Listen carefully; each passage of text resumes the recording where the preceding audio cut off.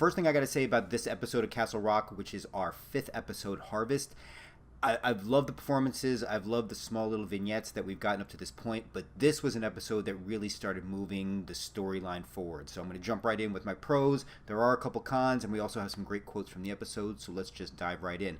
First, again, I'm going to say storyline momentum was one of the best things about this episode. We got a build-up for the first 3, slow down for the 4th, and now the 5th one is really getting things going again, which is good considering we are talking about a 10-episode season. I love the flashback in the beginning to Henry getting the CAT scan and the buzzing that's starting to happen in his ears. The idea of the wildfires happening, and I find it interesting that, again, all these things happening since the kid's been let loose. The wildfires are just acting in unnatural ways and they are not able to control it. The releasing of the kid, which is also part of a con I'm going to talk to in a second, but I was really surprised to see him out and about, and we're seeing Molly and Henry and everyone trying to figure out what to do with him and where he should go. Also, the end scene where we have the confrontation between Pangborn and the kid, I thought, for everything we've known about Sheriff Alan Pangborn, this is the first time I think we've ever really seen him just lay it out on the line like, look, I've been doing everything I can for Castle Rock. I've been its protector. I've been its defender. I've been trying to do right by these people. And all I see these horrible injustices. And I think it's interesting that the kid says no when asked if he's the devil. But it does seem like he's offering Alan a little bit of a deal with the devil regarding he can help Ruth get better. So, but again, that confrontation I thought was just a masterclass, and it segues in by the next positive point, which I want to talk about, which is Bill Skarsgard, and he just is, for the 20 words he's spoken over 5 episodes, he is doing an amazing, ominous job of being a bad guy who may not even end up being the bad guy. There's a great thing that he says towards, at the end of the episode where he really questions Pangborn and says, like, do you even understand what's going on here? And it's great because just when we think we are, we aren't. And Bill Skarsgård does a really fantastic job of being both innocent and new, but also the evil devilishness in his eyes. And I thought it was very interesting, too, the connection he's starting to develop with Henry and with Molly. We keep thinking he could be the devil and the bad influence and everything like that, but I think it's important to point out that he doesn't seem to affect everybody that he gets into contact with or people he generally touches. Though I thought it was very interesting that he didn't make it a point of shaking Henry's hand, so I thought that was an interesting one. But again, props to Bill Skarsgård.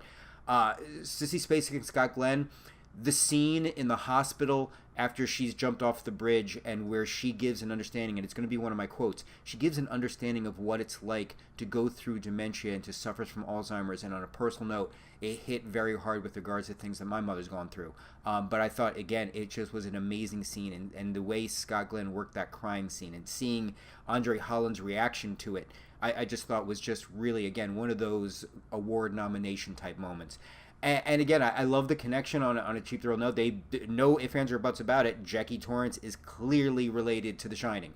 She makes that painfully known in her scene with the kid, which I'm going to get to right about now, because there are 2 things about the episode, though, I got to say a con. One, the prison system. We get it. I'm the first one to say it. The privatizing of prisons is a horrible thing to do, and it has led to so many ills and problems. But at 5 episodes in, I think we need to move past now the prison ownership and management as these mustache-twirling, snidely whiplash bad guys. We get it. They are. The idea of just kind of dumping him out on some kind of pseudo-parole, I don't know if that's actually the smartest or safest move either. I know it was meant to kind of get the storyline going, and overall, I appreciate it. But yeah, I'd like to see a little bit more humanizing or layering. Maybe not as a good guy, clearly not. But some layering to the warden and to the others, and so they're not just coming across cliche. And also, Jane Levy as Jackie Torrance, great actress. I like what she's doing with what she's being given with the role. But to be honest with you, I need to see her move beyond the stereotype of the small-town girl who thinks big and wants to know and live in a town where all the weird and horrible stuff happens. Essentially, the quirky outsider. I found myself rolling my eyes a little bit too much at that. So, again, those I would have to say are my 2 cons going into this episode. But overall, again, love the forward momentum. Thought it was really, really, really good setup for the remaining episodes that are come. And again, some really great quotes that I want to take care of. And usually we go about 5. So first one is, I guess everyone thinks they grew up in the worst place on earth, huh? It was the CAT scan attendant to Henry, though she has no idea where Henry grew up. You looked so small next to my faith. Flashback when Lacey says that to the kid. You know how it feels, don't you, to forget your own story.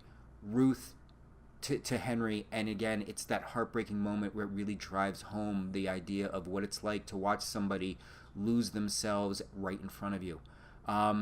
It'll all come back to you before you know it. Henry to the kid, and I thought it was a very interesting comparison to what's going on with his mom, and again, I think it ties into the more direct connection I think there's going to be between Henry and the kid. And finally, and probably the most important one from Molly, is he feels wrong. And again, I don't think that necessarily means he's bad. I don't think that necessarily means he's evil. It just means things aren't right, things aren't good. And if you see everything physically and mentally and supernaturally starting to come down upon the area, you have to think Molly's kind of right. I think she's got a point.